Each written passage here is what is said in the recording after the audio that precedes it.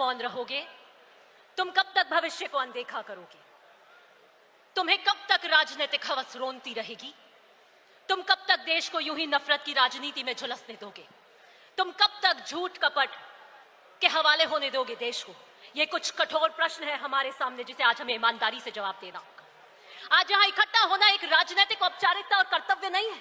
एक ये प्रश्न है जो हमसे जागरूक नागरिक के दिल में एक आग और विद्रोह की तरह धड़क रहा है कि हम कहां खड़े और किस दिशा में जाएंगे। समय का चक्र हमसे पूछ रहा है, क्या तुम तैयार हो? यही सवाल आजादी के समय स्वतंत्रता सेनानियों के सामने खड़ा था। यही सवाल 1971 की जंग में सैनिकों के सामने खड़ा था, और आज 2025 में यही सवाल हमारे सामने पुनः खड़ा है। राष्ट्र की चेतना एक निर्णायक मोड़ पर खड़ी है, जहां पर संघर्ष धर्म है, संकल्प हमारा कर्तव्य है, और मैं आपको कहना चाहती हूं, मौन अपराध है। हमें तय करना है कि हम इतिहास के दर्शक बनेंगे या उसके निर्माता। भारत एक ऐसे मोड़ पर खड़ा है जहां दीप बुझने लगे हैं, संकल्पों की आस्था दरकने लगी है, मंचों पे से आदर्शों के भाषण के पीछे आत्मा मौन होती जा रही है। बदलता स्वरूप राजनीति का ऐसा प्रतीत होता है जैसे मानो एक मृत तृष्णा बनती जा रही है, जहां पर हर कोई दौड़ रहा है लेकिन पानी कहीं नहीं है। हमारे सामने भले ही बंदूक और बारूद की चुनौती आज खड़ी नहीं हो, लेकिन यह समय कम खतरनाक नहीं है, और हमें तय करना है कि आने वाले इसमें हम इस संघर्ष की आवाज बन पाएंगे कि नहीं बन पाएंगे। साबरमती के किनारे अहमदाबाद की सरजमीन पर खड़े होकर मैं सोचती हूं कि अगर गांधी जी हमारे बीच होते इस अधिवेशन में तो क्या सोच रहे होते। मुझे लगता है वो इस नए भारत को देखकर फफक फफक कर रो रहे होते, और वो कहते हैं कि वो भारत नहीं है जिसे मैंने देखा हो। इस भारत को देखकर उनका मन बहुत व्यथित होता। वो देख रहे होते कि किस तरीके से किसान आज हताश है, उसके चेहरे पे उनको झुर्रियां दिखती हैं। किस तरीके से मजदूर जो अपने हाथों की चोट लिए उम्मीद का संगीत बजाता है, आज उसको किस तरीके से हताश पे कर रखा है।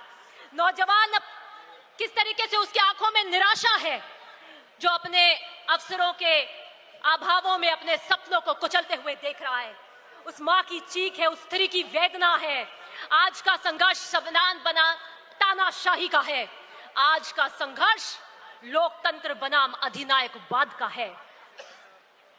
कुछ लोगों की इच्छा संविधान बन चुकी है, उनकी इच्छा ही संविधान बन चुकी है। मैं आपको यही कहना चाहती हूं कि बीजेपी आरएसएस ने धर्म की राजनीति को अपना औजार बना दिया है। संसद को एक सिर्फ मोहर लगाने वाली मशीन बना दिया है। बीजेपी राम का नाम तो लेती है लेकिन नीति रावण की रखती है। कृष्ण का उपदेश देती है लेकिन चालें शकुनी की चलती है। गॉडसे का महिमा मंडन करती है, गांधी के सिद्धांतों को आत्मसात नहीं करती। सरदार पटेल की मूर्ति तो बनाती है लेकिन उसके एकता के सिद्धांत को नहीं अपनाती। ये देश नफरत का राजपथ बन चुका है। मैं इन कांग्रेस जनों को कहना चाहती हूं, उठिए और राहुल गांधी का न्याय पथ में उनके साथ चलिए। संवाद की जगह आदेश ने ले ली है, असहमति की जगह दमन ने ले ली है।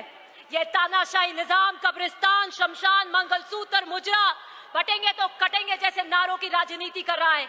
ये लपटे संविधान को जला रही हैं। मैं आखिर में यही कहना चाहती हूं कि आम आदमी की चीख मौन बन चुकी है। उसकी आवाज में न गजलों का लहजा है, न इशारों की नजाकत है। उस माँ की चीख जिसने अपने बेटे को सांप्रदायिक हिस्सा में खोया है। गुजरात की यह धरती हमें क्रांति के लिए पुकार रही है। कांग्रेस का ये कार्यकर्ता बापू की अहिंसा का संकल्प है, नेहरू का विजन है, सरदार पटेल का लौह संकल्प है, लाल बहादुर शास्त्री की सादगी है, इंदिरा गांधी का साहस है, राजीव गांधी का बलिदान है, सोनिया गांधी का संघर्ष है, और राहुल गांधी का धैर्य है। ये समय, आई एम जस्ट कंक्लूडिंग, ये समय भीष्म की प्रतिज्ञा का है, ये भीष्म मौन का नहीं है। आइए चलिए और राहुल गांधी जी के इस न्याय पथ में उनके साथ कंधे से कंधा मिलाकर चलिए। बहुत बहुत